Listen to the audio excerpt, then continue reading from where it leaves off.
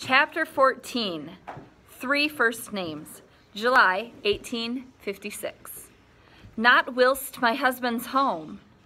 They come when they come, Miss Lisbeth said. Both women sewed bolts of gray fabric, and a bolt of fabric is a big roll of fabric. But James noticed that Ma's done end folded into a thick pile at her feet while Miss Lisbeth struggled with every stitch. Thee doesn't understand, Ma said. Thee may not bring thy pilgrims when Mr. Weaver is in the house. They come when they come, Miss Lisbeth said again. They come like the tide which God himself can't hold back. Lisbeth Charles, thee is the most stubborn mule of a woman I have ever encountered. James looked up from his sketchbook to see if Ma had some teasing in her face, but her brow was wrinkled and her lips pressed lightly together as if she were holding pins. James was close enough to hear her grind her teeth. My husband come home tomorrow. Thee may not stay here any longer. Too soon, Miss Lisbeth said. Tomorrow. Miss Lisbeth put her sewing aside and walked over to the cold grate of the fireplace. It seemed to James that she was ticking things off in her mind, a great list with check marks beside each item. Finally, she said, I won't bring them to the door if the flag isn't out.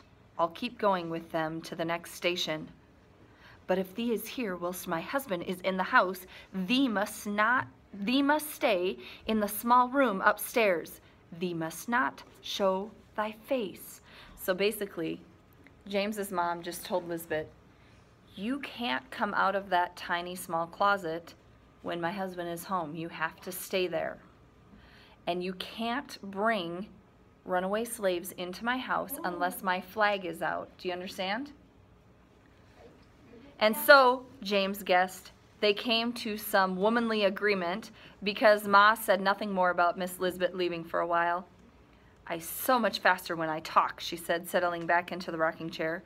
She held her needle in midair. It never found the fabric. Mr. James Weaver, have you heard about Ms. Ellen Craft? She escaped in a wondrous way. No, Miss Lisbeth, he said, trying not to sound too rude. That little prairie church he had in his mind just wouldn't come into clear focus on the paper. Must have been because Miss Lisbeth was talking on and on. From Georgia, she was a brave woman, a slave, amen. Amen, James said, thinking that would be the end of it. Her father was a white man, her master, to be sure. Miss Ellen Craft was light enough to pass for white, and she had a great love in her life. William Craft he was. They were as married as slaves could be. This wasn't yesterday or day before. This was 1848, long time ago. She escaped? How? Why was Ma encouraging Miss Lisbeth? Nearly Christmas, before dawn, Ellen and William left their cabin, said goodbye to no one, not even her mother. They went to the railroad station to begin their journey. Thee means the Underground Railroad? No, ma'am. I mean the legal, above the ground, on the tracks, riding in a train railroad station, and Ellen Craft rode in first class, too.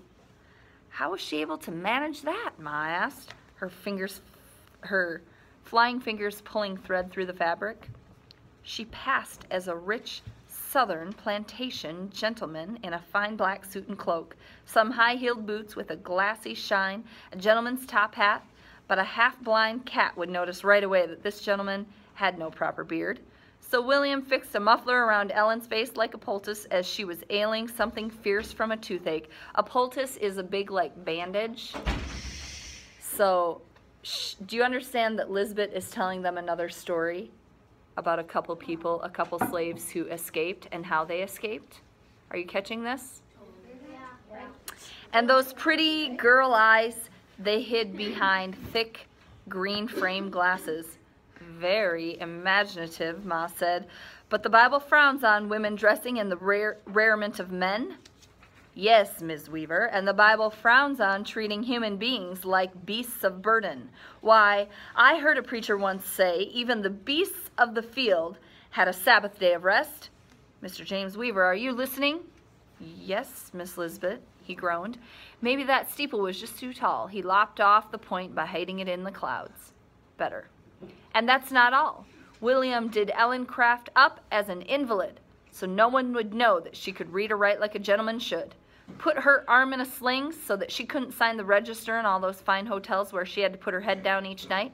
She hobbled with a cane. He said she was deaf, so she'd never have to talk. What a sight that must have been, Ma said. And William, he went with her as her manservant. Miss Lisbeth laughed, took up her sewing again. First time it wasn't the other way around, wife being the servant to the husband. James asked, "Are you married, Miss Lisbeth?" Was. The subject was clearly closed. And no one said anything for the longest time, which gave James some hope. And then she started in again. 4 days they traveled from Georgia to South Carolina, to North Carolina, to Virginia, to Washington, follow along, to Baltimore, and finally to Philadelphia. How many boats and trains would you guess, Mr. James Weaver? He had no idea. More than 6? 3 boats and 5 trains. And mind, neither one of them could read a sign, a ticket, a word of any language. Didn't dare ask anyone either. It's a miracle they found their way. I guess they followed the drinking gourd, James said, slamming his book shut. So, what happened? Before the popping eyes of those white men in Philadelphia, Miss Ellen Craft transformed herself, sickly Southern gentleman, into a beautiful, strong woman. A preacher married them proper, and they went to Boston to give lectures.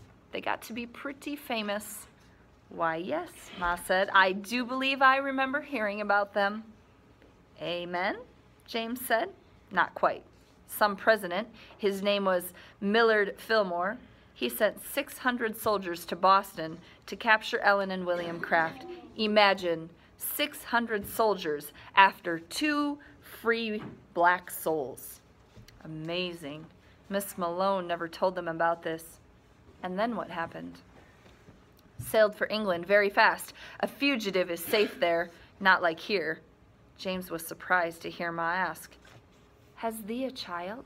So, mother just asked Lisbeth if she has any children.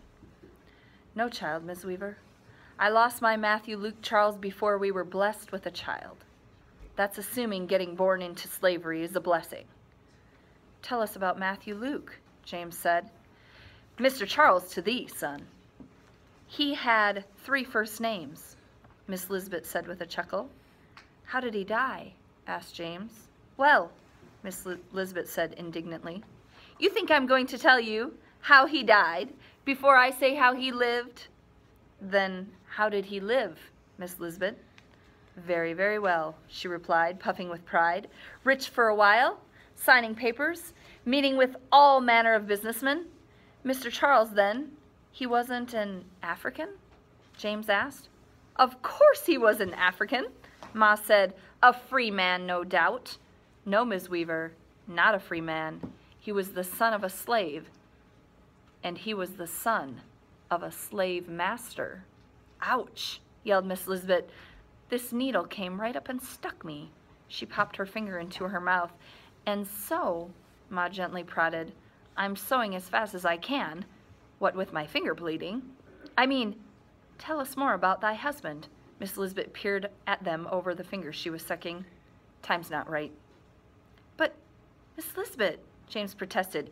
"Amen and Salah," she said, and her lips were sealed.